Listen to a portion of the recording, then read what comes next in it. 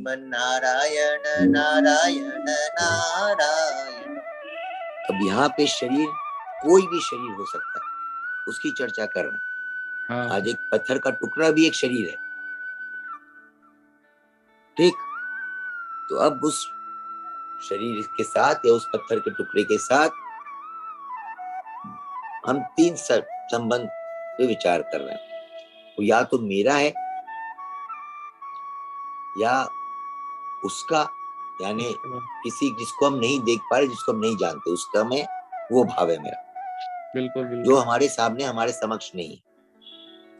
या अगर और कोई शरीर हमारे समक्ष है जिसको हम देख सक रहे हैं, तो वो जिसके साथ हमारा संबंध है। और कोई शरीर जिसके साथ हमारा संबंध है, उसी का हम कहेंगे तेरा है, जिसके साथ जिसको हम संबोधन कर सकते हैं,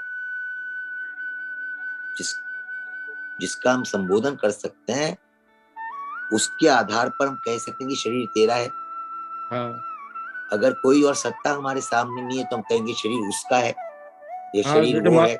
माता पिता ने दिया तो माता पिता का भी एक बार कह सकते हैं। नहीं, माता पिता का आप किस भाव से बोल रहे हैं?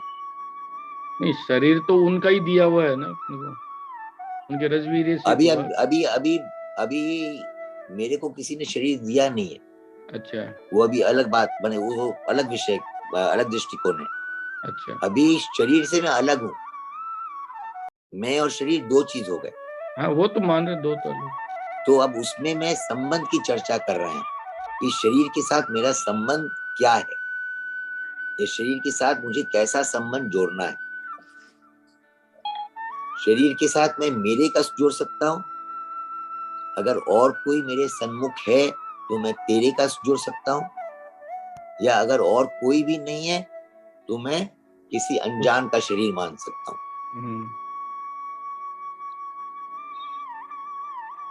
तो अनजान का शरीर में है जो हमारे समक्ष नहीं है। अगर शरीर के भीतर किसी की सत्ता है जिसको मैं देख नहीं पा रहा हूं, अगर इस शरीर के भीतर किसी की सत्ता है जिसको मैं देख नहीं पा रहा हूं, तो मैं कह सकता हूं शरीर उस शरीर के भीतर जो है उसका है। ठीक है, बात स्पष्ट हुई? अगर स्पष्ट नहीं हो रही तो एक बार वापस पूछ लीजिए। नहीं नहीं, बिल्कुल मैंने, क्योंकि मैं जो कह रहा हूं मेरी समझ में जो स्पष्ट है उस दृष्टि से कह रहा हूं, पर अगर आपको भी उसी बिल्कुल स्पष्टता से नहीं समझ में आ रही है तो हम और विचार करेंगे उस पर। बिल्कुल बिल्कुल। तो शरीर उसका है का भाव हुआ कि शरीर के भीतर जो है वो शरीर उसका है। वो कौन है हम नहीं जानते, पर शरीर के भीतर जो है उसका शरीर है। अगर कोई दूसरा व्यक्ति है तो हम ये कह सकते हैं ये शरीर तेरा है, या इस शरीर के ऊपर तेरा अधिकार है। दो बच्चे बात कर रहे हैं, ठीक है, तो ये जो शरीर और मैं हुए ना, तो हम सोचिए दोनों ही शरीर हैं, माने दोनों ही बच्चे हैं। शरीर भी एक बच्चा है और मैं भी एक बच्चा हूँ। तो मैं दूसरे शरीर को कह रहा हूँ या पहले समझ रहा हूँ कि शरीर उसका है, दूसरे बच्चे को देख के समझ रहा हूँ कि ये जो शरीर दिख रहा है ये तो उसका है।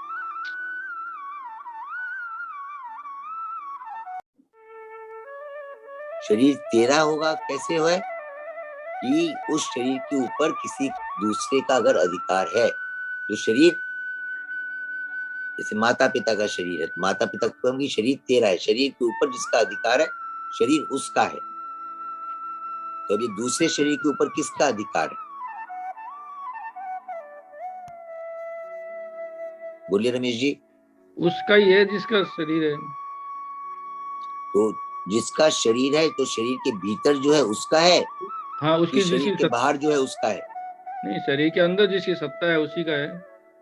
हमने शुरू ही इसी से किया कि शरीर के अंदर जिसकी सत्ता है, ये शरीर अपने शरीर के अंदर तो हमारी सत्ता है, और हमने शुरू ही इसी से किया कि शरीर के अंदर जिसकी सत्ता है उसका शरीर नहीं है। अच्छा। तो शरीर के अंदर जो है उसका शरीर तो वास्तव में नहीं है। तो जो शरीर है उसका भी नहीं है और शरीर मेरा भी नहीं है। शरीर पे किसी का तो नियंत्रण है ना। तो शरीर किसी दूसरे का है जिसको हम, जो दोनों शरीर में नहीं है। जो दोनों शरीर में नहीं है, तो अब ये कोई एक तीसरी सत्ता आ गई, किसी तीसरे की है।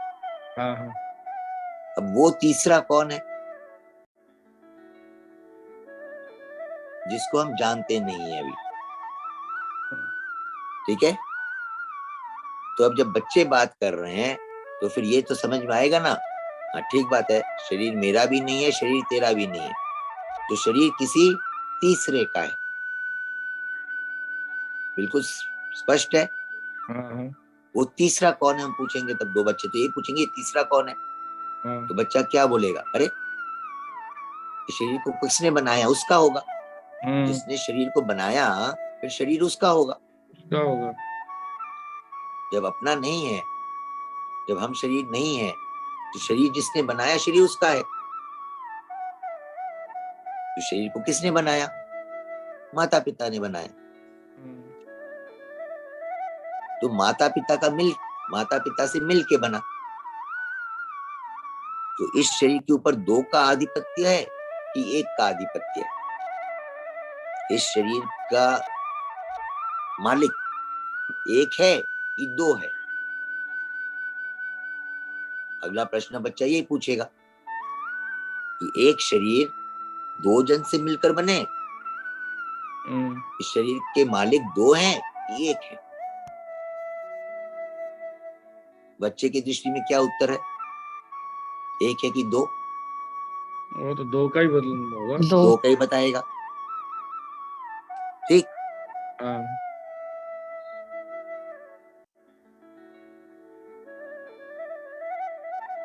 दोनों मिलकर, जब दोनों मिल जाते हैं तो वो क्या अलग अलग रहते हैं कि एक हो जाते हैं? एक हो जाते हैं। एक हो जाते हैं। तो दोनों मिलकर जो एक बन रहा है वो ना ही मेरा शरीर है, ना ही मेरे सामने जो है तेरा शरीर है, ना ही माँ का शरीर है, ना ही पिता का शरीर है। दोनों मिलकर एक पांचवा शरीर बन जाते हैं।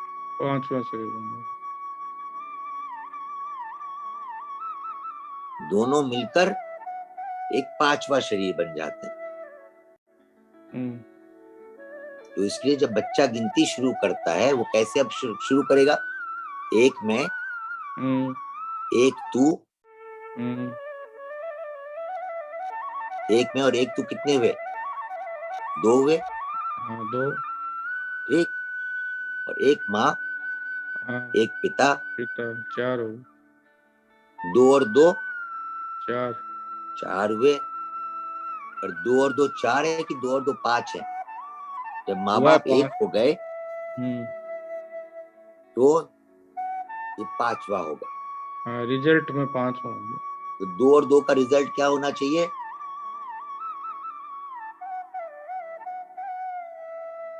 दो और दो का रिजल्ट निश्चित रूप से पांच होगा कि नहीं? हो ही रहा है।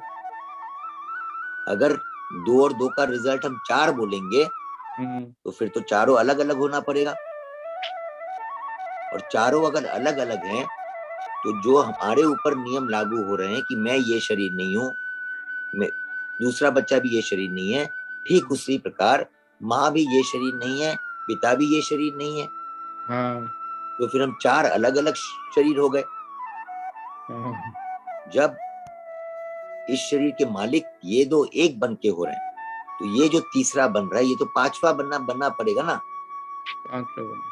तो फिर दो और दो जब मिलन की दृष्टि से जहां हम देख रहे हैं, तो दो और दो चार बन रहे हैं कि पांच बन रहे हैं? करेक्ट मैथमेटिकल आंसर क्या है, इसको इस दृष्टि से समझिए कि जितनी भी संख्याएं हैं उसका हम वैल्यू नहीं देख रहे, उसका मूल्य नहीं देख रहे। हर संख्या को हम एक एक शरीर के रूप में देख रहे हैं, बराबर देख रहे हैं। आज माता पिता और दोनों बच्चे, चारों जो है, चारों तो शरीर है ना, और शरीर की दृष्टि से चारों एक समान है।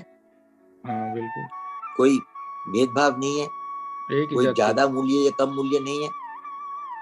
ठीक, तो अब एक शरीर से शुरू करते हैं। अगर समझिए एक डंडा है, एक से दो बने, बराबर बराबर दो बने, दो बराबर डंडे हो गए। ठीक है, अब दो से क्या हम तीन बराबर डंडे बन सकते हैं? दो को आप तीन बराबर डंडे में परिणत कर सकते हैं क्या? दो को अगर आप दोनों को आधा आधा करेंगे तो कितने डंडे आपके हाथ में आ जाएंगे? 4। तो दो से कितने बन रहे हैं? 4 बन रहे हैं। दो के बाद तीन नहीं बन रहा है, दो के बाद 4 बन रहा है, और 4 में दो एक साथ हो रहे हैं।